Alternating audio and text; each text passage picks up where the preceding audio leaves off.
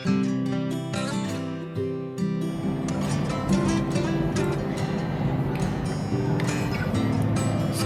warahmatullahi wabarakatuh. Sugeng kepanggih oleh kalian piwulangan basa Jawa. Dinten menika badhe ngandharaken babagan nyerat utawi nulis aksara Jawa. Nggih, langsung kemawon. Menika wonten panyeratan penulisan aksara Jawa ingkang ginakaken sandhangan pepet ingkang unine e. Nah, inggih menika wonten tuladha panyeratan sandhangan pepet mliginipun ginakaken sandhangan lo kaliyan ro. Salebeting panyeratan sandhangan re kaliyan le menika asring tasih ingkang wonten lepat utawi glentu.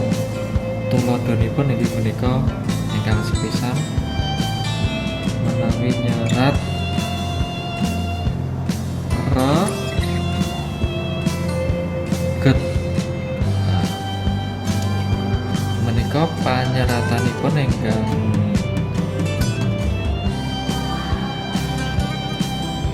lepat inggih menika kados mekaten.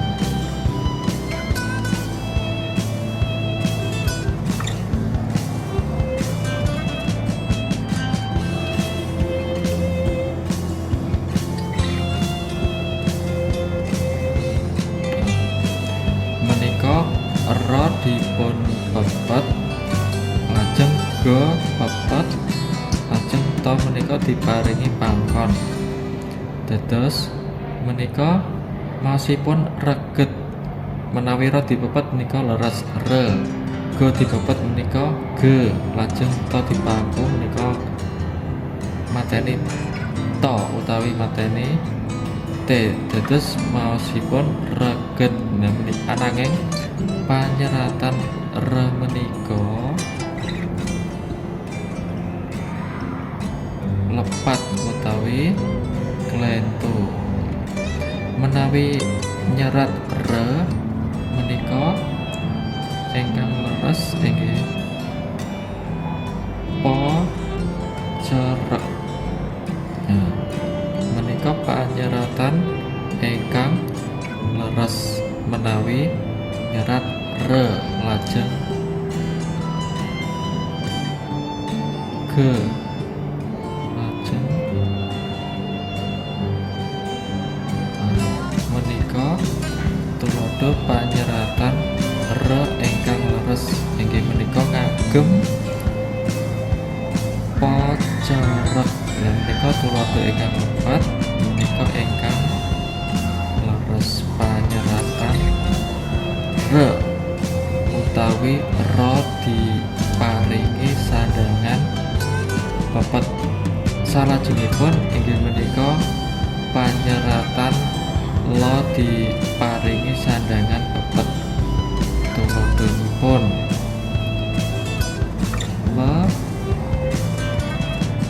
pak.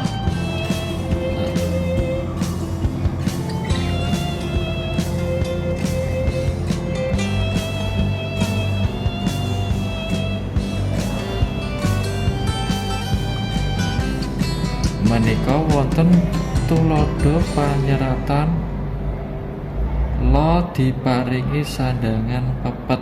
Menika maosipun le leres diwaos le, ananging panyeratanipun menika tasih glentu utawi salah. Menika panyeratan le ingkang glentu. Ingkang leres inggih menika ginakake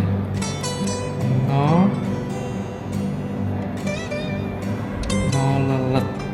Menika panyeratan ingkang leres. Menika maosipun le.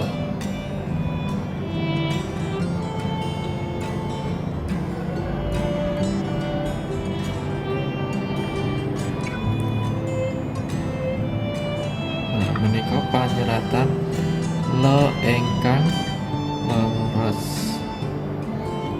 Dados menawi nyerat re kaliyan le ingkang leres inggih menika ingkang re menika ngagem po cerep, ingkang le menika ngagem no let. Menika dipun maos re menika le.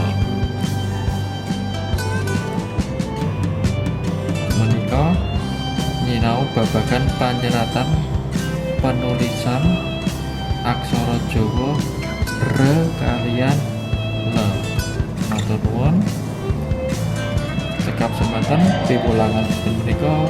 Wassalamualaikum warahmatullahi wabarakatuh.